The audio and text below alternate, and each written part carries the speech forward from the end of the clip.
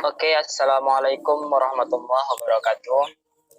Waalaikumsalam warahmatullahi wabarakatuh. Sebelumnya, mari kita mengucap alhamdulillah karena telah diberikan kesehatan untuk melakukan diskusi ini. Alhamdulillahirrahmanirrahim. Adapun diskusi ini akan membahas bagaimana keamanan sistem informasi perbankan untuk memenuhi persyaratan mata kuliah sistem informasi perbankan syariah. Adapun kita dari kelompok 2, saya moderator Ibnu Farhan, dan ada 7 rekan lainnya, yaitu Damayanti Simarmata, yang kedua ada Fatur Rahman Baihaqi, Muhammad Aris Fadilah, Nastiti, Raihanati Aulia Rizka, ada juga saudari Rizky Amalia Tanjung, dan yang terakhir itu ada saudari Sinta Kamaladewi. Adapun pembahasan kita pada diskusi ini yaitu membahas tentang keamanan sistem informasi perbankan syariah. Untuk materi yang pertama akan dibacakan oleh saudari Nastiti, yaitu tentang keamanan sistem informasi bank. Kepada saudari Nastiti kami persilahkan. Baik, di sini saya akan membahas tentang keamanan sistem informasi bank. Nah, sebelum itu kita harus mengetahui dulu penjelasan tentang keamanan sistem informasi manajemen. Keamanan informasi atau information security adalah proteksi peralatan komputer, fasilitas, data, dan informasi, baik yang berasal dari komputer maupun non-komputer, dari penyalahgunaan oleh pihak-pihak yang tidak terotorisasi atau tidak berwenang. Adapun sistem keamanan informasi memiliki 4 tujuan yang sangat mendasar.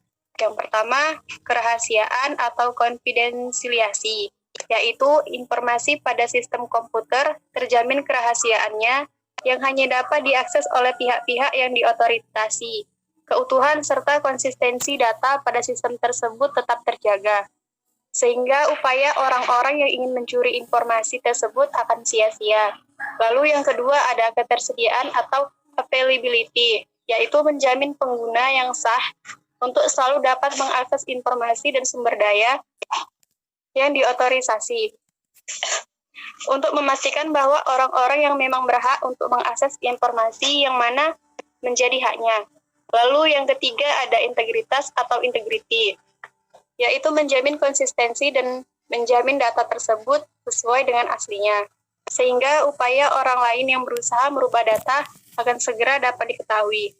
Kemudian yang keempat ada penggunaan yang sah atau legitimate use, yaitu menjamin kepastian bahwa sumber daya tidak dapat digunakan oleh orang yang tidak berhak. Sekian dari saya, dan materi selanjutnya akan disampaikan oleh rekan saya Muhammad Aris Fadilah. Baiklah, saya di sini akan melanjutkan materi dari saudari Nastiti, yaitu sistem keamanan informasi bank. Layanan perbankan untuk transaksi keuangan banyak diberikan oleh bank dengan tujuan utama memberikan kemudahan nasabah dalam bertransaksi. Selain pelayanan di kantor bank, terdapat layanan menggunakan internet banking ataupun ATM. Saat ini, nasabah lebih memilih bertransaksi melalui delivery channel alternatif seperti ATM, internet banking, SMS banking, bukan lagi melalui antri di bank. Dengan semakin banyaknya transaksi berbasis online, maka memicu meningkatnya penggunaan delivery channel alternatif. Contohnya, seperti internet banking yang semakin sering digunakan oleh masyarakat. Adapun aspek-aspek keamanan sistem informasi bank untuk nasabahnya, yang pertama, authentication, yaitu agar penerima informasi dapat memastikan keaslian pesan tersebut datang dari orang yang diminta informasi. Kemudian integrity, yaitu keaslian pesan yang dikirim melalui sebuah jaringan dan dapat dipastikan bahwa informasi yang dikirim tidak dimodifikasi oleh yang berhak dalam menjalankan informasi tersebut. Kemudian non-repudiation, ya, merupakan hal yang bersangkutan dengan si pengirim. Si pengirim tidak dapat berhak mengelak bahwa dialah yang mengirim informasi tersebut. Kemudian privasi merupakan lebih mengarah pada data yang sifatnya pribadi. Baiklah, sekian saja dari saya kembalikan kepada moderator. Oke, baik. Terima kasih kepada Saudari Nastiti dan juga Saudara Muhammad Haris Fadilah yang telah menyampaikan materi yang pertama. Untuk materi yang selanjutnya akan dibawakan oleh Saudari Raihanati, yaitu materinya pengertian dan jenis serangan keamanan sistem informasi. Kepada Saudari Raihanati, saya persilakan dengan segala hormat. Baiklah, di sini saya akan menjelaskan pengertian dan jenis-jenis serangan keamanan sistem informasi. Serangan terhadap keamanan sistem informasi atau biasa disebut dengan security attack dapat dilihat dari sudut peranan komputer atau jaringan komputer yang berfungsi sebagai penyedia informasi. Dengan perkembangan teknologi keamanan jaringan, bukan berarti perlindungan sistem tidak dapat sepenuhnya dijamin. Adapun jenis-jenis serangan pada keamanan sistem informasi yang biasanya dilakukan oleh penyerang, yang pertama yaitu spoofing. Spoofing ini yaitu teknik serangan dengan memalsukan data sehingga penyerang bisa terlihat seperti tuan rumah yang handal. Ada 3 jenis spoofing. Yang pertama yaitu IP spoofing, yaitu teknik yang digunakan untuk menipu alamat IP sumber sehingga alamat IP asli tidak dapat dilacak saat mengirim paket. Yang kedua yaitu DNS spoofing, yaitu teknik yang digunakan untuk mengontrol server DNS, sehingga alamat DNS dan IP suatu situs ditransfer ke server pelaku. Kemudian ada contoh web spoofing. Web spoofing melibatkan sebuah server web yang dimiliki penyerang yang diletakkan pada internet antara pengguna dengan www, sehingga akses ke web yang dituju pengguna akan melalui server penyerang. Ini biasa dikenal dengan sebutan man-in-the-middle attack. Kemudian ada jenis yang kedua yaitu DOS atau denial of service, yaitu jenis serangan ke server di jaringan dengan metode untuk menghabiskan sumber daya yang dimiliki oleh server, sampai server tidak dapat menjalankan fungsinya untuk menyediakan akses ke layanannya. Ada jenis yang ketiga yaitu sniffer paket atau penganalisa paket yang biasa dikenal dengan penyadap paket, yaitu sebuah aplikasi yang dapat melihat lalu lintas data pada jaringan komputer. Aplikasi ini menangkap tiap-tiap paket dan kadang-kadang menguraikan isi dari request for comments. Kemudian yang keempat, jenis yang keempat yaitu DNS poisoning atau domain name system. Sebuah cara untuk menembus pertahanan dengan cara menyampaikan informasi IP address yang salah mengenai sebuah host. Cara ini banyak dipakai untuk menyerang situs-situs e-komersi dan banking yang saat ini bisa dilakukan dengan cara online dengan pengamanan token. Jadi dapat disimpulkan, cara kerja DNS poisoning ini yaitu dengan mengacaukan DNS server asli agar pengguna internet terkelabui untuk mengakses website palsu yang dibuat benar-benar menyerupai aslinya agar dapat masuk ke service palsu. Selanjutnya akan dijelaskan oleh Saudari Damayanti Simawata.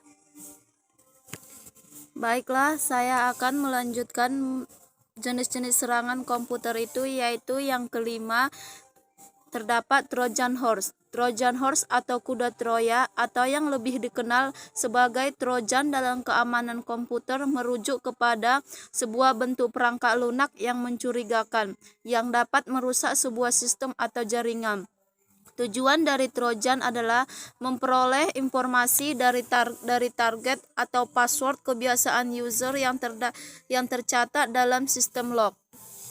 Cara penyebaran Trojan ini yaitu dengan penggunaan istilah Trojan atau Trojan Horse dimasukkan untuk menyusupkan kode-kode mencurigakan dan merusak ke dalam sebuah program baik dan berguna. Jenis-jenis Trojan yaitu pencuri password, yang kedua pencatat penekanan tombol, yang ketiga tools administrasi jarak jauh. Dan jenis yang keenam yaitu SQL injection. Injection SQL atau SQL injection memiliki makna dan arti, yaitu sebuah teknik yang menyalahgunakan sebuah celah keamanan yang terjadi dalam lapisan basis data sebuah aplikasi.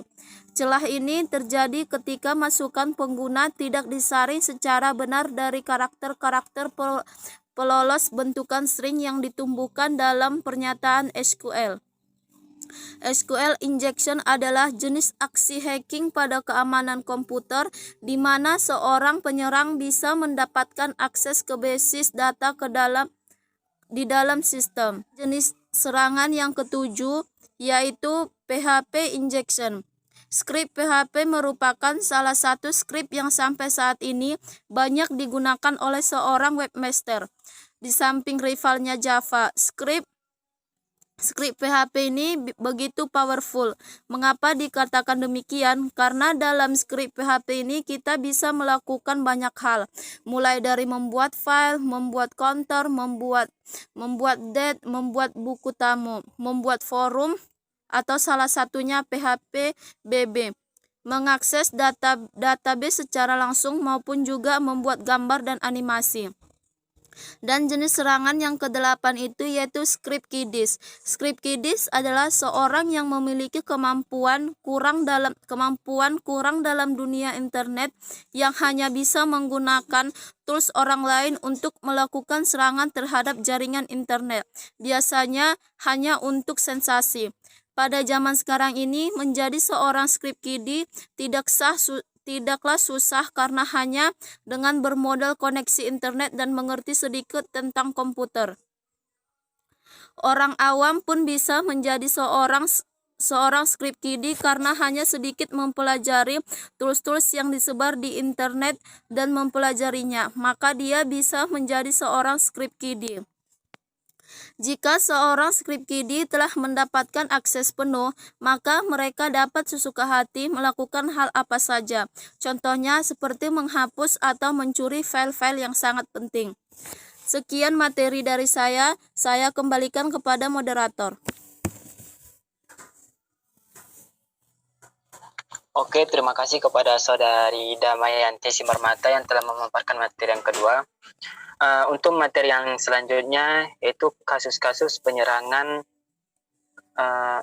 sistem informasi perbankan akan saya bacakan sendiri, yaitu sebelum mengarah kepada kasus-kasusnya kita harus mengetahui dulu metode-metode apa yang sering digunakan pelaku tindak kejahatan. Metode skimming. Metode skimming merupakan metode yang digunakan untuk mencuri informasi nasabah pada saat bertransaksi menggunakan ATM. Dalam tindak kejahatan ini, terdapat 3 alat utama yang digunakan, yaitu komponen utama yang digunakan dalam menjalankan metode skimming yaitu scanner, hidden, kamera, dan keypad. Alat skimmer berfungsi untuk merekam aktivitas nasabah dalam menggunakan mesin ATM. Alat ini mampu merekam strip elektromagnetik yang ada pada kartu korban pada saat kartu dimasukkan ke mesin ATM. Kamera tersembunyi dan keypad digunakan untuk merekam aktivitas korban pada saat melakukan penginputan PIN pada mesin ATM.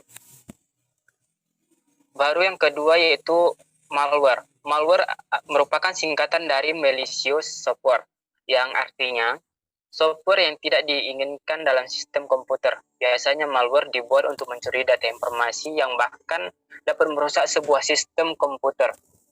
Malware sangat sulit untuk dideteksi oleh sistem komputer.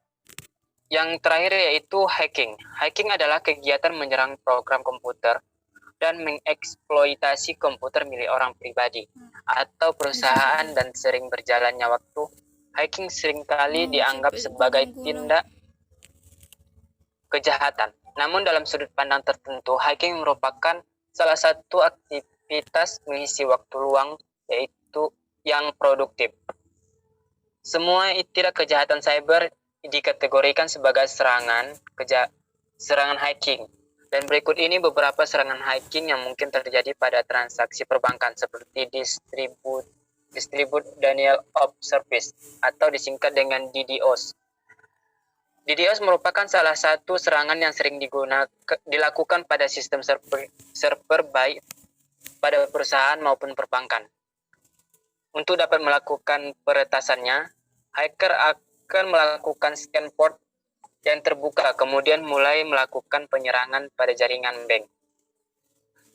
Selain DDoS, malware juga termasuk pada software yang digunakan untuk melakukan peretasan, dan banyak lagi teknik yang dilakukan. Untuk melanjutkan materi kasus-kasus ini akan saya berikan kepada Saudari Sinta Kamaladewi. Kepada Saudari Sinta, kami persilakan. Kasus-kasus penyerangan terhadap sistem informasi perbankan yang pernah terjadi di Indonesia. Di sini saya akan mengambil contoh 3 kasus, tetapi saya akan menjelaskannya cukup 1 contoh kasus saja. Di sini ada yang pertama itu tentang kasus pencurian data pribadi melalui teknik phishing. Kemudian yang kedua ada kelumpuhan sistem karena serangan DDoS. Yang mungkin tadi DDoS itu sudah dijelaskan oleh Saudara Ibnu Farhan. Kemudian yang ketiga ada pembajakan situs website oleh serangan web defiance. Di sini saya akan menjelaskan yang pertama saja itu tentang pencurian data pribadi melalui teknik phishing. Phishing merupakan suatu metode yang dapat digunakan untuk mencuri data korban seperti user ID, password, dan lain-lain.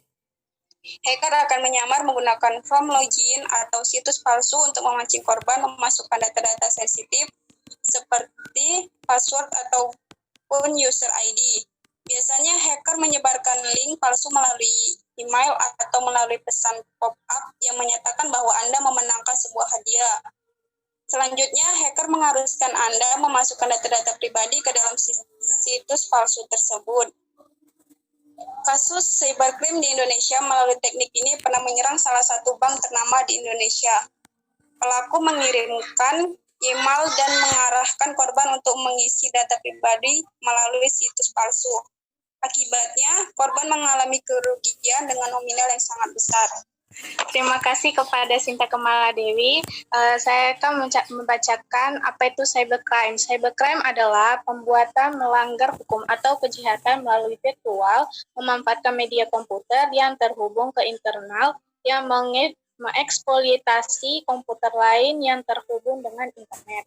Jadi, cybercrime atau kejahatan dunia maya berarti tindakan kriminal yang dilakukan di dunia maya.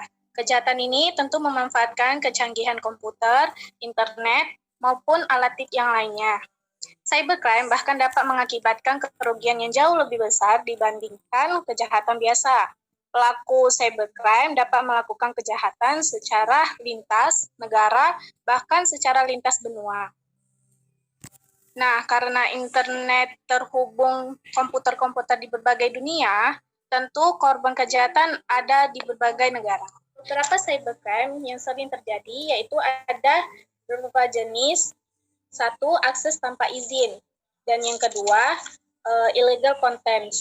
Biasanya kasus yang sering terjadi di Indonesia itu adalah di jenis illegal content, yaitu suatu muatan ilegal atau muatan yang berupa data atau informasi asing dimasukkan oleh pelaku kejahatan. Data informasi yang dimasukkan dapat berupa sesuatu yang tidak benar atau tidak sesuai dengan norma atau biasa disebut dengan hoax. Dampak negatif ya dari kehadiran alat TIK tercantum pada 2 undang-undang, yaitu UU HC dan UU ITE. Dan bagaimana jika salah satu dari kita menjadi korban cybercrime, maka lapor ke unit cybercrime. Setelah itu perlu melengkapi pengaduan cybercrime tersebut. Nah, dengan melaporkan ke unit cybercrime perlu melengkapi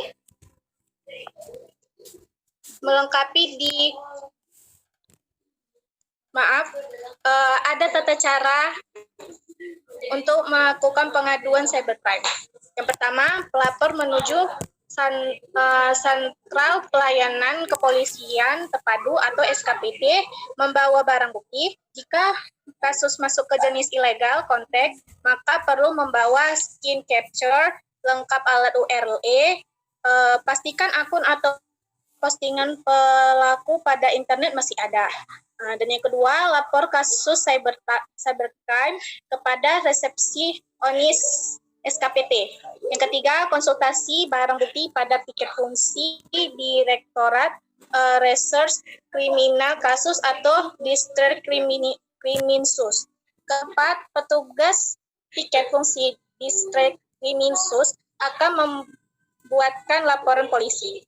Dan yang kelima, jika laporan polisi sudah diregister pada SKPP di bawah Deskriminsus Polda.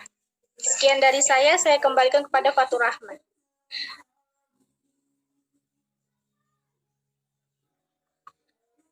Terima kasih kepada Saudari Rizky Amalia Tanjung. Di sini saya akan mencoba membawakan materi tentang langkah-langkah untuk menghindari menangani tindak kejahatan dunia maya ataupun cybercrime. Di seluruh belahan dunia, terdapat 10-15 kasus cybercrime setiap detiknya.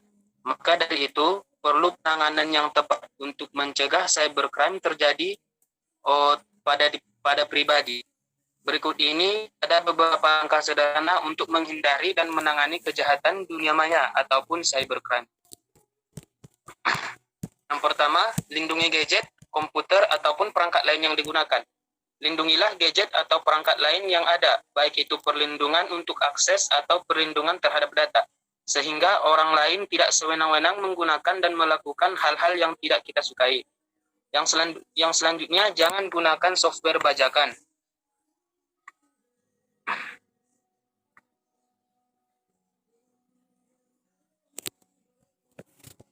Gunakanlah peranti lunak resmi. Pasalnya, banyak malware yang tertanam dalam aplikasi bajakan.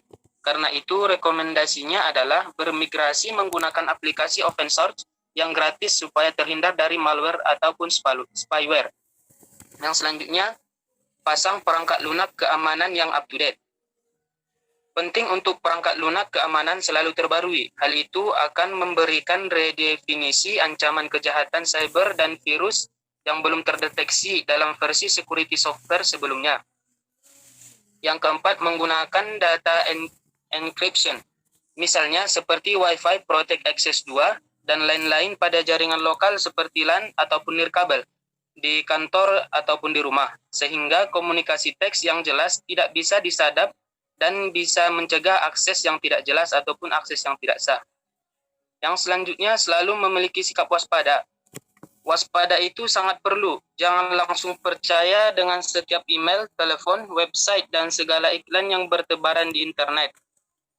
Memang kejahatannya dilakukan di dunia maya, tapi di dunia nyata semua akibatnya tidak bisa diputar balik. Yang keenam, selalu periksa data bank dan data kartu kredit secara teratur. Sekarang ini banyak data transaksi bank dikirim melalui email. Oleh karena itu, tidak ada salahnya untuk memeriksa transaksi secara teratur.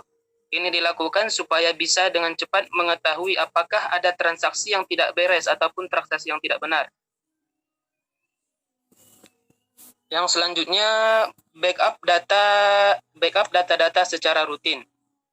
Sebaiknya, pengguna memiliki salinan dokumen pribadi, baik itu dokumen seperti foto, musik, video, atau yang lainnya. Ini dilakukan supaya data tetap selamat jika sewaktu-waktu ada pencurian data atau kesalahan dalam sistem perangkat yang digunakan. Yang kesembilan, jangan sembarangan membagikan info pribadi. Jaga supaya informasi pribadi tidak jatuh ke tangan yang salah. Jika tidak terlalu penting-penting sekali, lebih baik jangan dimasukkan data-data pribadi yang penting ke dalam media sosial. Jika ingin membagikan, bagikan kepada orang-orang yang terpercaya, jangan cuma orang-orang yang terdekat saja, karena orang-orang terdekat belum tentu orang-orang yang kita percayai. Yang ke-10, abaikan lampiran surat elektronik dan URL yang terindikasi mencurigakan. Selain mengabaikan lampiran email dan URL, alamat web yang mencurigakan, jangan jangan hiraukan juga postingan-postingan aneh yang banyak bergentayangan di media sosial. Kecerobohan cuma akan merugikan diri sendiri. Yang selanjutnya, jangan langsung tergiur, gunakan waktu untuk berpikir lebih panjang dan matang. Misalnya ketika ada tawaran menarik berupa free merchandise ataupun online sale, jangan terburu-buru mengambil keputusan. Santai saja dan pelajari yang mereka tawarkan. Dan pintar-pintarlah dalam memakai internet tersebut. Karena internet ini bersifat global dia. Karena bersifat global, siapa saja bisa jadi korbannya, dan para tindak pelaku kejahatan cybercrime cuma menunggu korbannya masuk ke dalam perangkap mereka tersebut. Sekian yang dapat saya sampaikan. Saya kembalikan ke moderator. Oke, terima kasih kepada Saudara Faturrahman Baihaqi yang telah memaparkan materi yang terakhir tadi. Mungkin kita sudah berada di penghujung diskusi ini. Selanjutnya saya akan membacakan kesimpulan dari diskusi kita hari ini. Dalam dunia komunikasi, data global dan perkembangan teknologi informasi yang senantiasa berubah serta cepatnya perkembangan software, keamanan merupakan suatu isu yang sangat penting, baik itu keamanan fisik, keamanan data, maupun keamanan aplikasi. Perlu kita sadari bahwa untuk mencapai suatu keamanan itu adalah suatu hal yang sangat mustahil. Seperti yang ada dalam dunia nyata sekarang ini. Tidak ada satu daerah pun yang betul-betul aman kondisinya, walaupun penjaga keamanan telah ditempatkan di daerah tersebut. Begitu juga dengan keamanan sistem komputer, namun yang bisa kita lakukan adalah untuk mengurangi gangguan keamanan tersebut. Mungkin itu saja diskusi kita hari ini. Mungkin diakhiri dengan mengucap alhamdulillah karena telah diberikan kesempatan untuk melakukan diskusi ini. Alhamdulillahirrahmanirrahim. Dan diskusi ini dan selanjutnya kita tutup saja diskusi hari ini. Kita padakan yang ada dengan mengucap assalamualaikum warahmatullahi wabarakatuh. Waalaikumsalam warahmatullahi wabarakatuh.